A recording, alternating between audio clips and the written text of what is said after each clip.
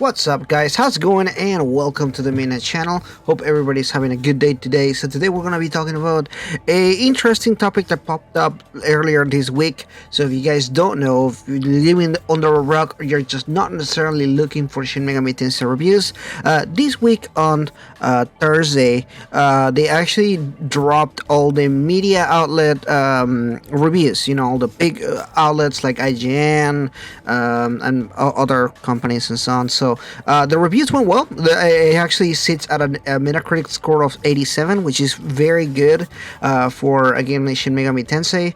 And specifically, particularly, it is the highest rated game, so it's doing really good.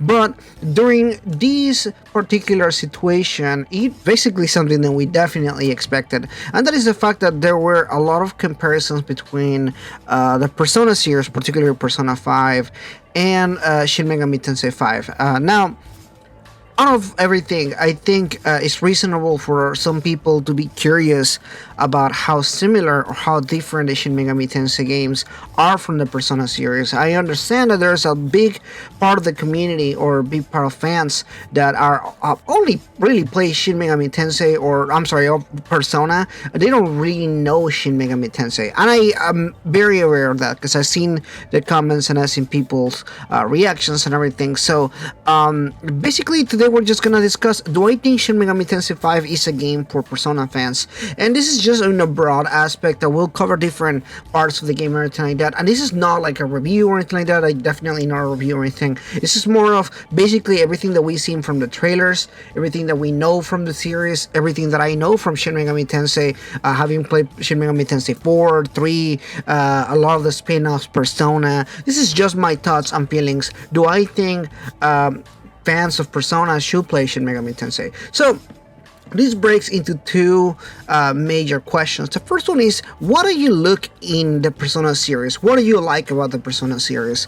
I think very different people look for different things in a game, and Persona is a game that does a lot of different things from a lot of different games. If you look at the game or any of the gameplay things that they do, it is a very different kind of game from other games. And the thing is that the rest of the Shin Megami Tensei series doesn't really do that. In fact, a lot of the Shin Megami Tensei games, whether it's spin-offs games or a lot of the other not as well-known titles, are actually very different from mainline Shin Megami Tensei.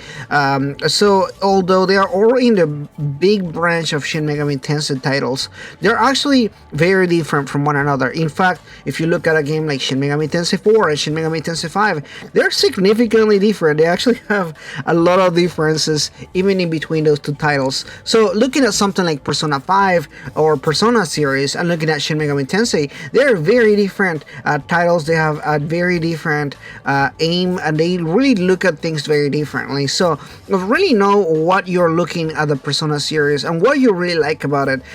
So if you like something like a character-driven story, or more of the character interaction, or the social links, or the dating sim aspect, or the day-to-day high school life in Japan kind of thing, or a lot of these aspects that a lot of people like, the social aspect of the game, it is really just something unique to Persona. It's not actually in the other Shin Megami Tensei games, particularly not in Shin Megami Tensei mainline games, 3, 4, 5, Strange Journey. These games don't really focus on characters. They focus more on concepts, on story, on this is a very game. It's a game that looks at the big picture, really, and it doesn't really focus on characters or character interaction or that kind of stuff. It does have characters, of course, and it does build stories, and it does have an interesting dynamic between different characters.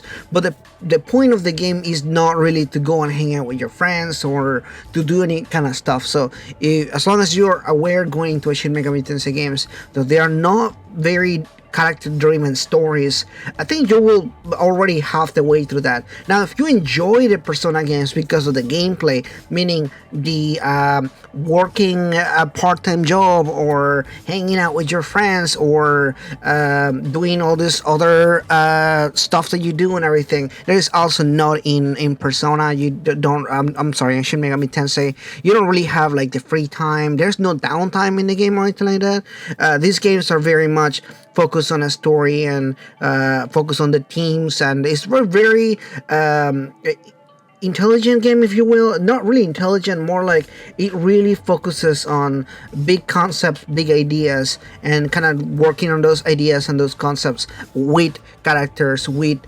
stories, with items, with things that are happening in the screen and everything. So it just really approaches storytelling and gameplay in a very different way. Now, there is a core aspect that is very much the same or very similar, and that is the RPG aspect. Of course, Persona, just like Shin Megami Tensei, is a turn-based RPG, and that is the one similarity that both of these series have.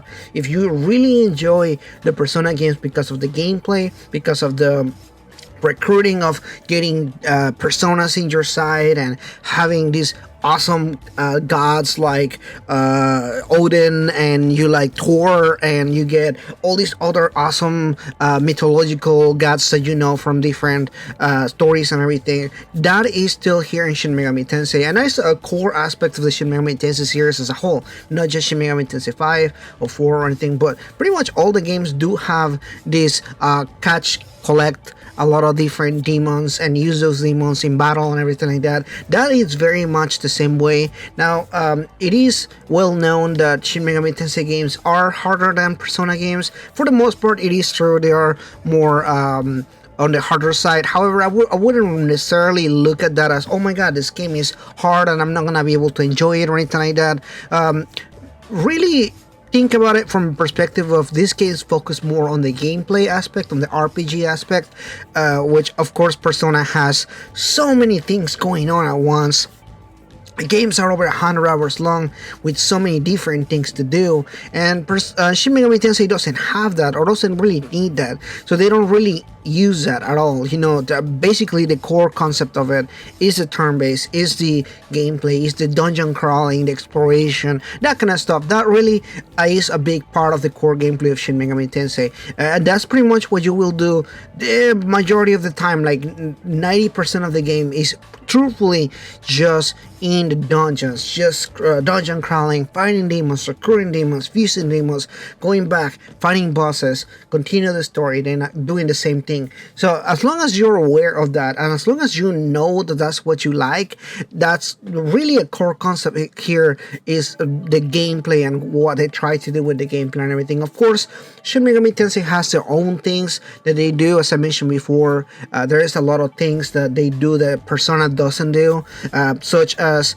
a more robust conversation system that leads to different endings. If you're somebody that likes to see a story develop a different way depending on your decisions or anything like that, Shin Megami Tensei does have something of that nature. If you're something, for example, if you like games like D&D or Pathfinder, games where you really have certain choices, where there's almost like a morality point where there's something good or bad or neutral, that is something that actually is part of the core concept of Shin Megami Tensei. Making choices, making decisions as the story progresses is a big part of these games, which is something that, again, Persona doesn't really do. So all being said, I personally believe that as long as you know what you're getting into with Shin Megami Tensei, you will definitely enjoy the game. I have never played an Atlas game that I thought it was a bad game per se, and I have played a lot of their games, and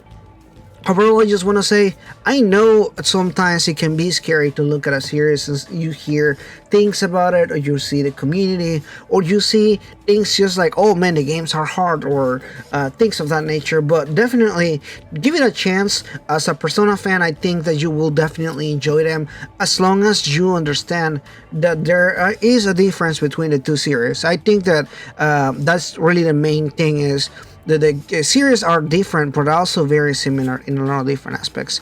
Anyway, thank you so much for watching this, guys. Let me know in the comments below, what do you think? Do you think Persona fans should play Shin Megami Tensei 5 or any other Shin Megami Tensei game?